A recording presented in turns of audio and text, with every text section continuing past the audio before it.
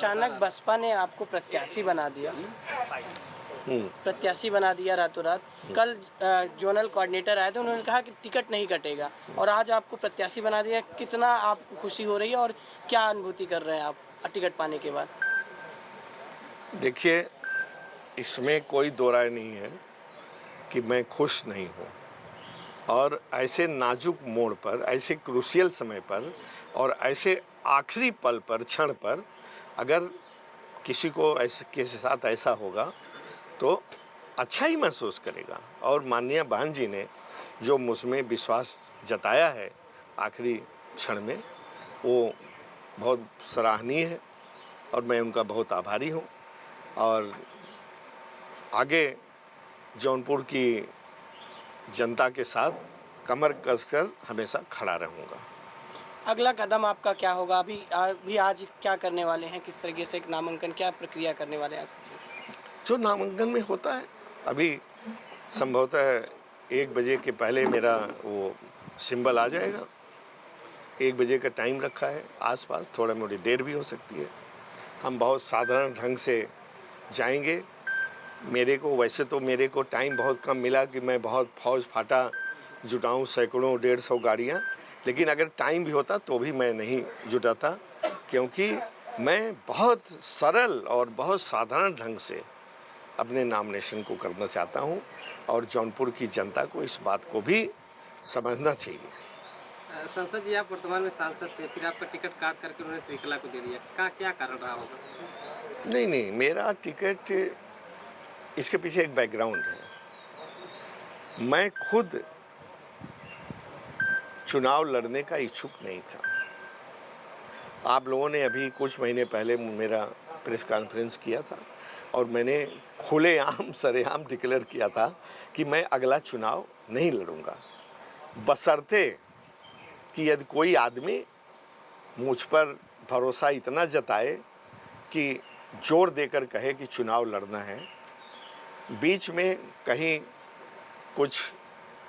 किसी ने भरोसा दिया था, लेकिन उस भरोसे पर मैं तैयार भी हो गया था मन ही मन, और काफ़ी अंदरूनी तैयारी भी की थी, लेकिन वो भरोसा मेरा टूट गया। क्या घटनाक्रम हुआ जो आपको एकाएक टिकट मिल गया? कैसे हुआ ये सब? और क्या ये घटनाक्रम जानना। नहीं, घटनाक्रम की जहाँ तक बात है, कोई घटनाक्रम नहीं हुआ। अगर आप मुझे विश्वास करते हैं, हर बात मैं सही बोलता हूँ।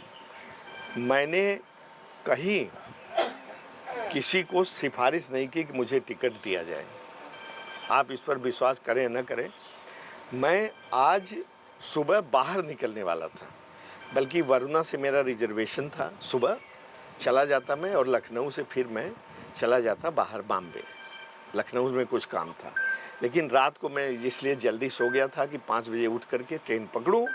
तो मुझे रात को माननीय बहन जी का टेलीफोन आया कि तुम्हें चुनाव लड़ाना चाहती हूँ, तैयार हो?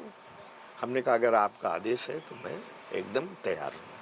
और आज मैंने आगे का प्रोग्राम अपना कैंसिल करके, ये बहुत चांस के संयोग की बात है, बहुत चांस की। बसपा को बीजेपी की बी टीम कहते हैं लोग, और ऐन वक्त पे इस तरह से टिकट बदल देना, जिस तरह से धनंजय सिंह आए थे, एक लहर सी लग रही थी कि बीजेपी का वोट कट रहा है, तो आप क्या लगता है, आप भी काट पाएंगे? आप कहते हैं, लोग कहते होंगे, लेकिन मैं तो ऐसा नहीं मानता।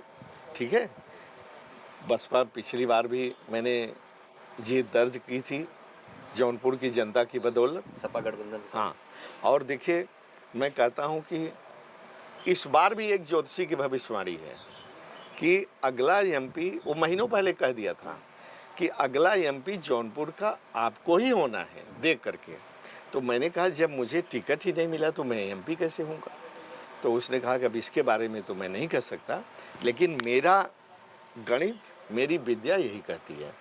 और जब मैंने फिर टेलीफोन किया, कल टिकट का, आज आखिरी नॉमिनेशन के कल ही किया, कि हमने कहा कि आप तो कह रहे थे तो अगला एमपी मुझे होना है, तो और आज कल लास्ट डे है, अभी तक कहीं से कोई सुगबुगाहट नहीं है तो उसकी बात तो मुझे लगता है कि सही होती दिख रही है मुझे, क्योंकि 1 बजे मुझे एकाएक माननीय बहन जी का टेलीफोन आया और मुझे कहा गया कि मैं आपको लड़ा। धन्यवाद। श्रीकला का टिकट कटा, कितना नफा नुकसान आपको मिल पाएगा इससे अचानक इस वक्त पे?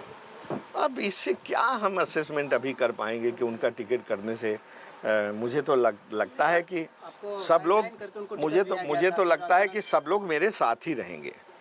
हमसे जुड़े रहने के लिए हमारे YouTube चैनल को सब्सक्राइब करें और नई वीडियो की नोटिफिकेशन के लिए बेल आइकॉन को दबाएं।